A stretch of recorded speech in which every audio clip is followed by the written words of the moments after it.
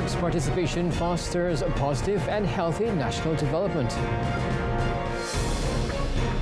BRICS a crucial tool for lessening countries' dependence on the dollar.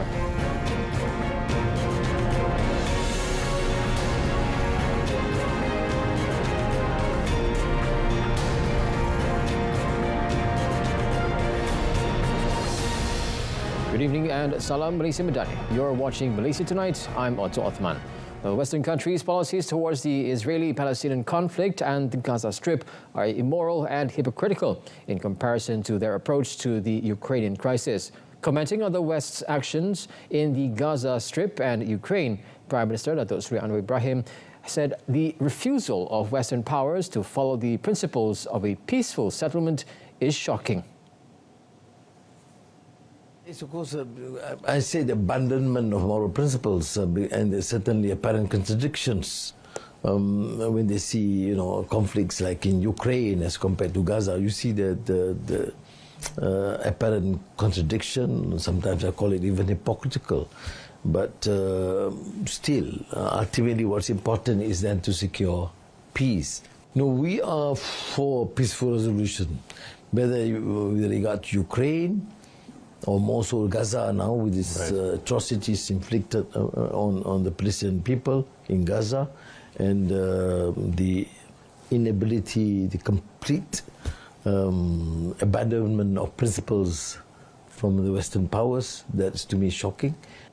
Datuk Seri Anwar said this in an interview with RIA Novosti and RT on the sidelines of the Eastern Economic Forum. Particularly St. Petersburg, Communications Minister Fahmi Fadil has expressed the need for the establishment of a more comprehensive network among media organizations in the Southeast Asian region.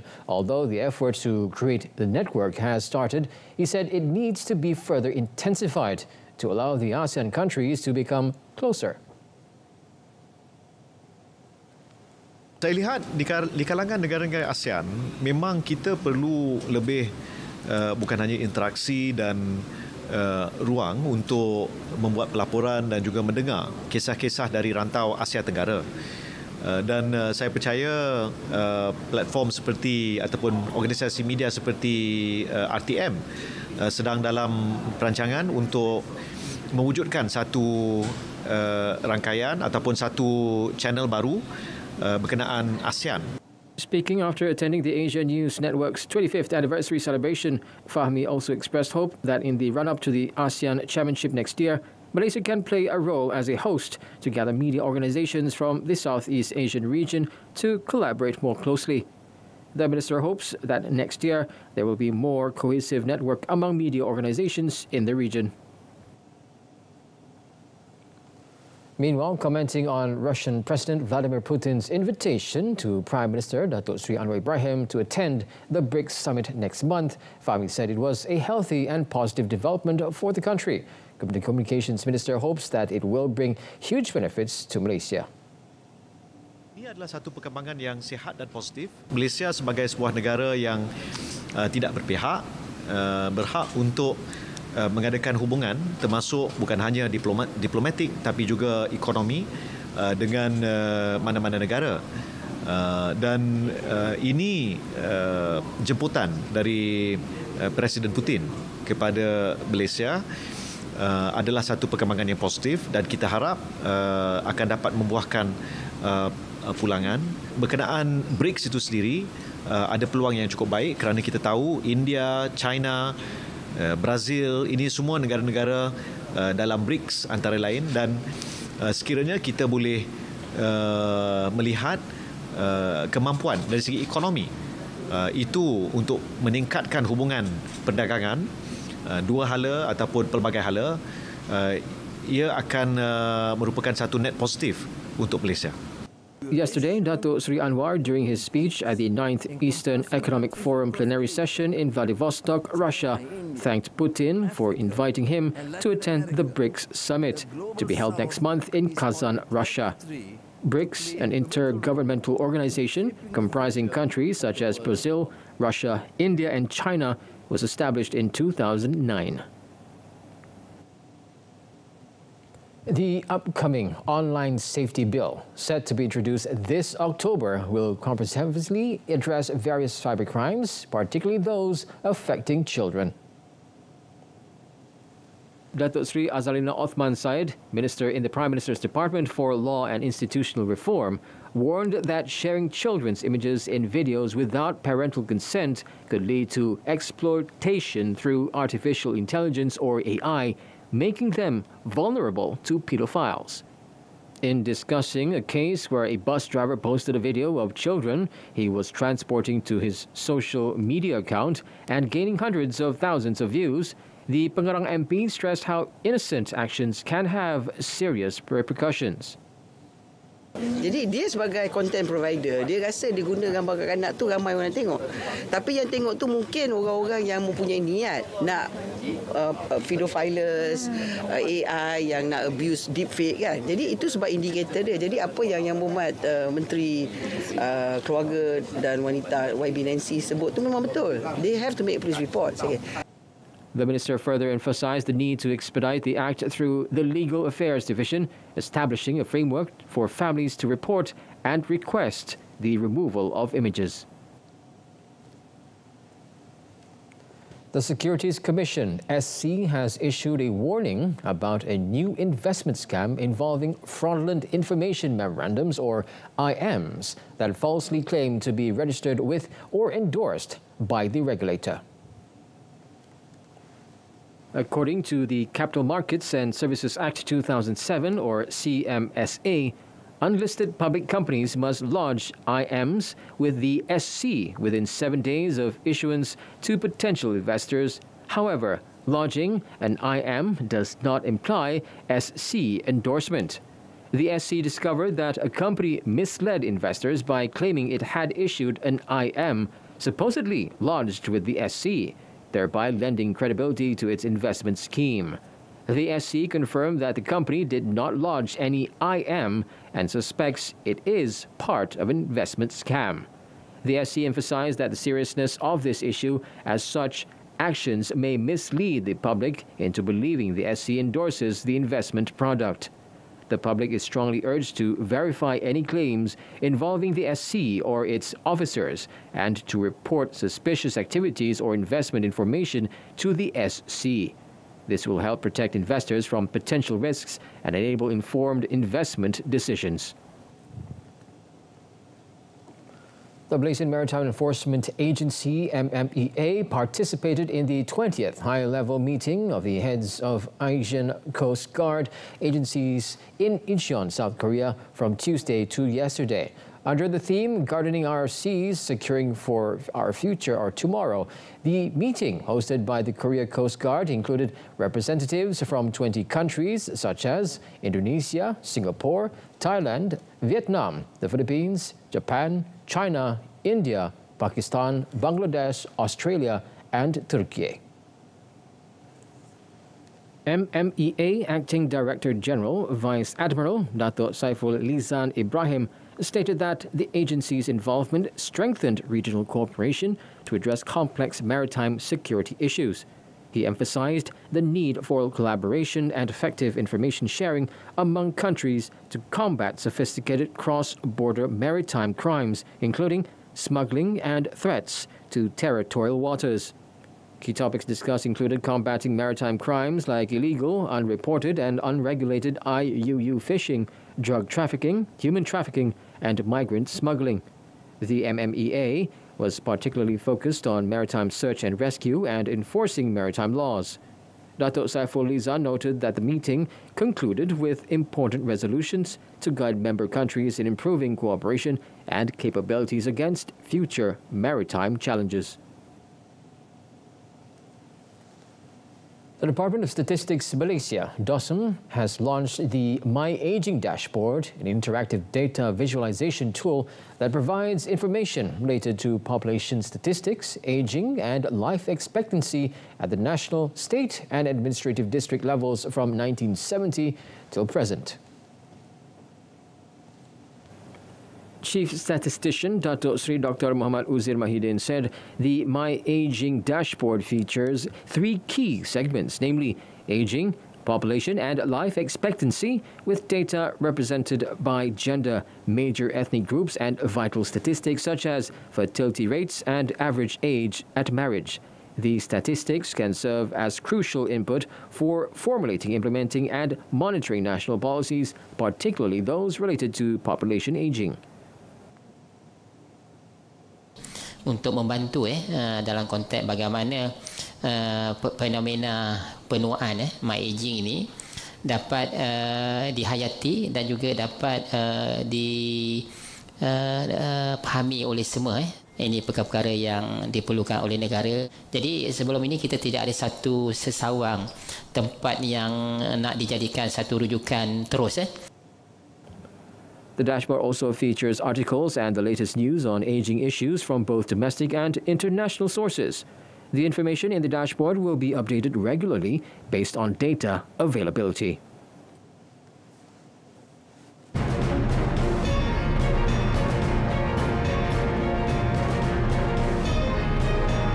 Coming up, Malaysia's collaboration with Russia, China and India will enhance its economy.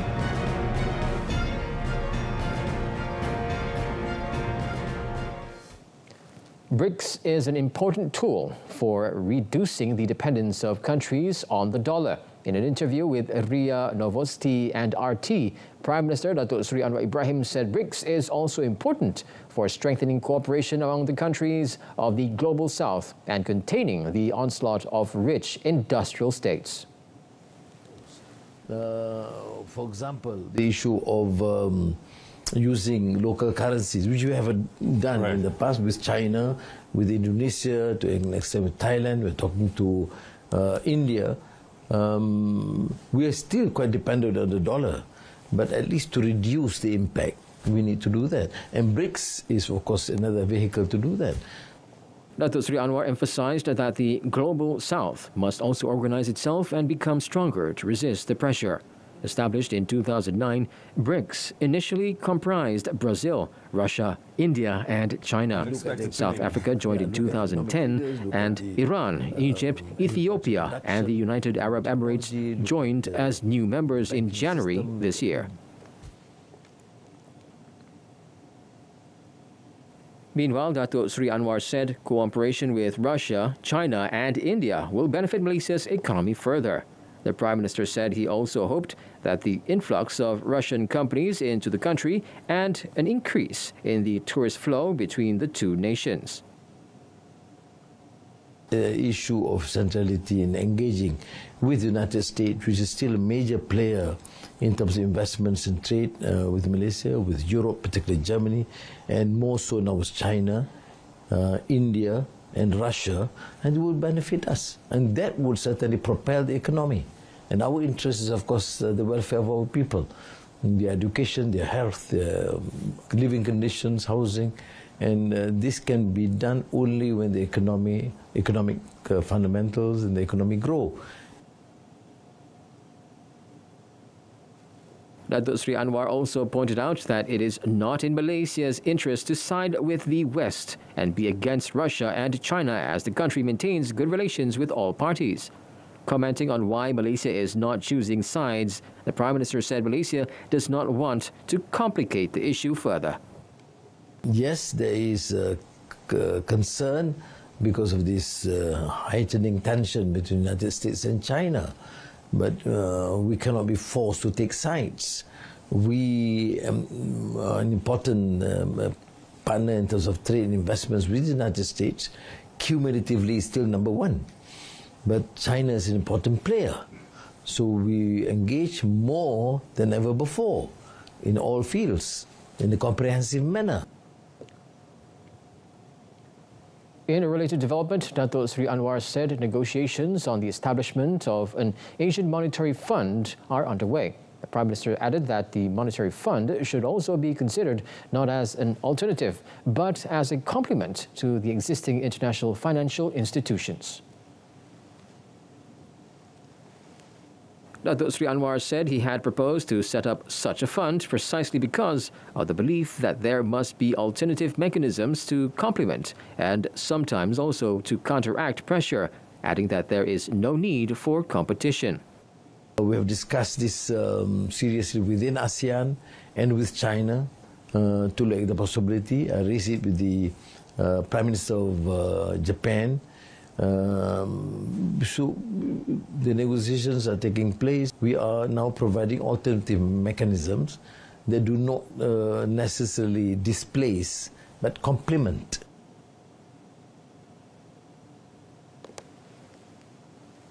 My Digital Corporation, or My Digital Corp, and Bursa Malaysia Berhad have entered into a Memorandum of Collaboration, or MOC, to empower public listed companies, or PLCs, in Malaysia to achieve their environmental, social and governance, or ESG goals through the adoption of digital technologies. Under the MOC, My Digital Corp and Bursa Malaysia will explore a range of initiatives including co-authoring thought leadership publications, exchange of best practices, and hosting the Malaysia Centre for IR ESG Innovations Challenge. In his keynote address at the MOC signing ceremony today, Digital Minister Gobind Singh Dio said the MOC is aligned with the government's efforts via the ministry to support companies in accelerating their ESG journey through digital transformation. This occasion is a testament to our nation's ongoing digital transformation journey. And of course, it also represents the government's strong commitment to embed sustainability at the very core of our development strategy. Gobind also pointed out that according to an article by the World Economic Forum, Malaysia is taking bold steps to establish itself as a leader in the ESG space. The Ministry of Housing and Local Government has allocated 267.76 billion ringgit for 40 public infrastructure projects and the repair and maintenance of non-Muslim houses of worship in Johor this year. Minister Nga Koming said of the total, 264 million ringgit was for the implementation of the 40 projects, while the remaining, amounting to over 3.5 million ringgit, was for the maintenance of 32 houses of worship. He said the ministry had also approved an allocation of 10 million ringgit to replace elevators, paint and repair the plumbing system of People's Housing Project flats in Kempas. Sebanyak 2,252 unit dengan jumlah penduduk lebih 10,000 orang duduk di PPR tu. Semalam kita luluskan 10 juta ringgit tukar semua lift baru. Semua 22 lift baru telah pun dipasang. Dah siap pun. Dan dengan cat baru serta semua bom pipe-pipe yang bocor telah berjaya kita pulihkan. Kesemua ini memang antara program yang kita tegaskan. The minister said the allocation was channeled to ensure that the ministry's services and focus on improving public infrastructure could continue to be enhanced, including in opposition-held areas, as well as to ensure that each project would be socially beneficial and economically viable. Maxis, Malaysia's top integrated telecommunications provider, is set to boost cloud adoption with the new Amazon Web Services AWS infrastructure region. Maxis Business supports customers in securely migrating data to the cloud, ensuring local data residency for compliance, security, and low latency. This AWS region accelerates digital adoption, enhancing scalability and security while enabling advanced applications like AI and large-scale analytics. As the sole Malaysian telco named an AWS Advanced Tier Services partner and Direct Connect partner, Maxis guides businesses through their cloud migrations. The Cloud Mover program offers free migration, 10,000 ringgit in credits, and 6 months of Direct Connect for partnerships until 30th November 2024. Maxis certified experts provide tailored advice based on the AWS Well-Architect framework and offer private, low-latency connections to AWS for improved security and network optimization. Their managed services encompass cybersecurity, the Internet of Things or IoT, the graphics processing units as a service or GPUAAS, alongside traditional connectivity offerings. Maxis has launched Malaysia's first all-in-one platform for 5G, cloud and edge computing to drive digital adoption in various sectors. Their collaboration with AWS, which began in 2019, was expanded this year to focus on generative AI and 5G innovations. Malaysia Airlines will offer direct flights to Charles de Gaulle Airport in Paris from Kuala Lumpur International Airport Terminal 1 starting 22nd March next year.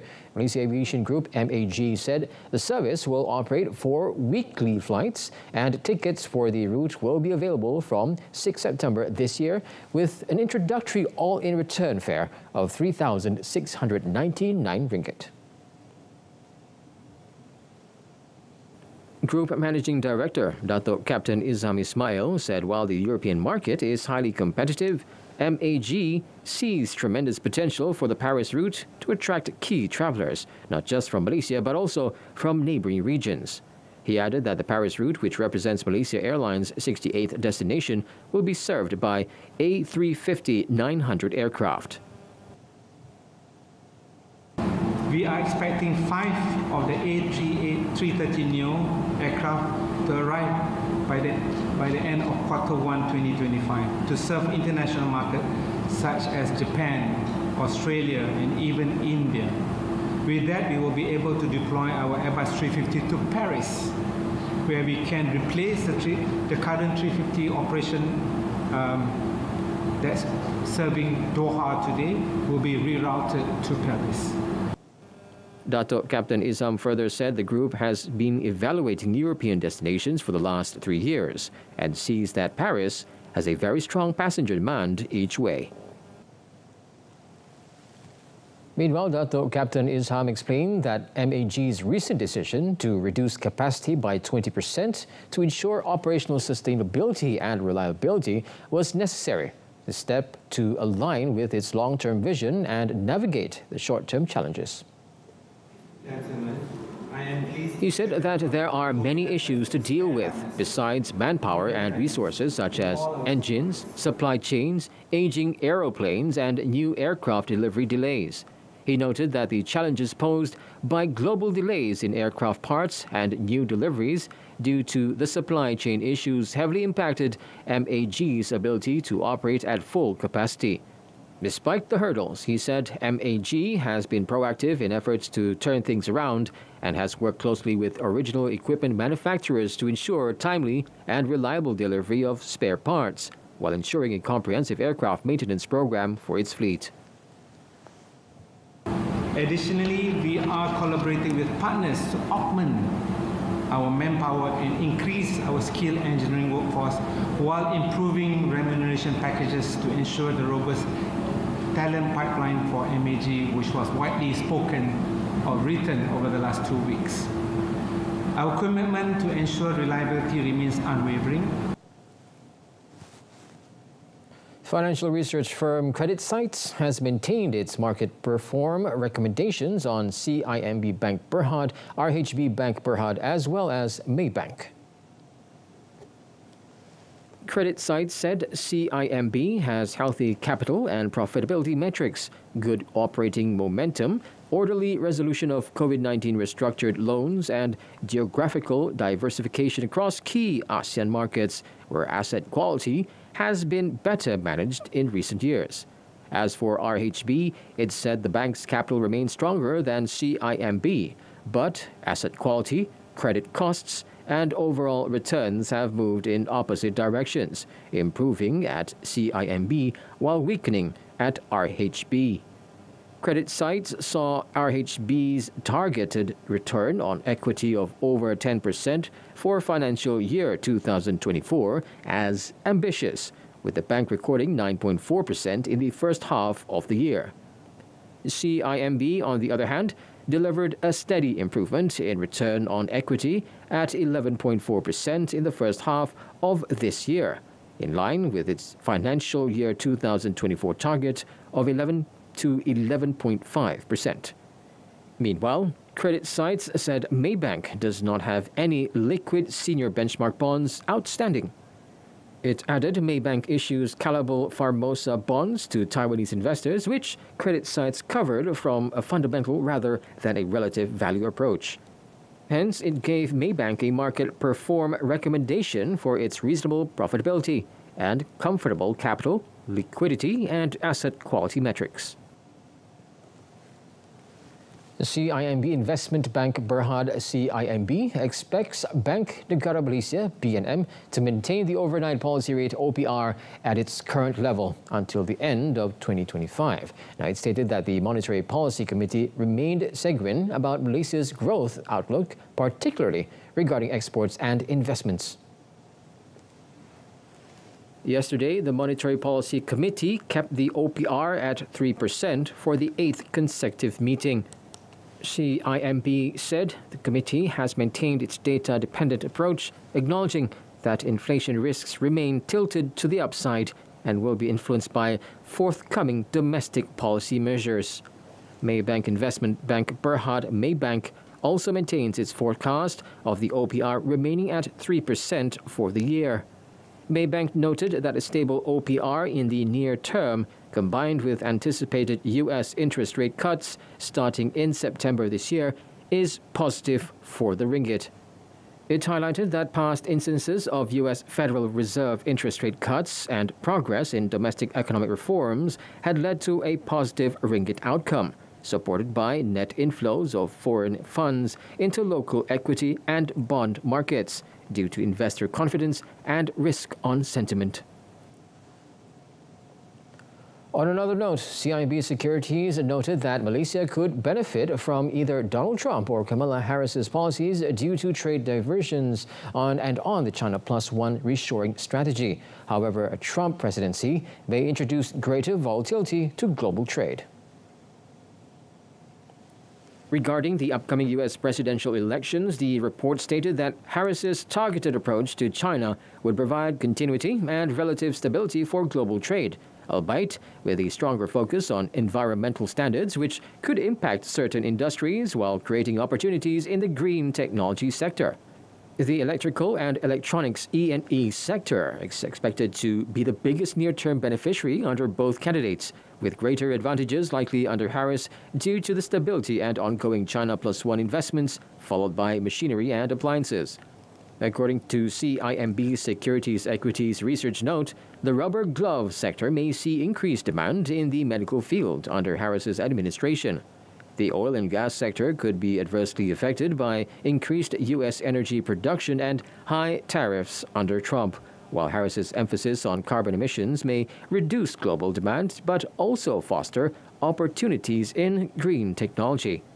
Additionally, the plantation sector might benefit from increased Chinese demand due to retaliatory trade measures under Trump, but could face stricter environmental regulations under Harris.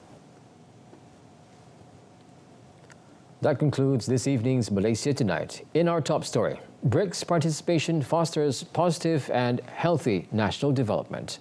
Malaysia Madani, Jiwa Merdeka. I'm Otto Othman. Thanks for watching.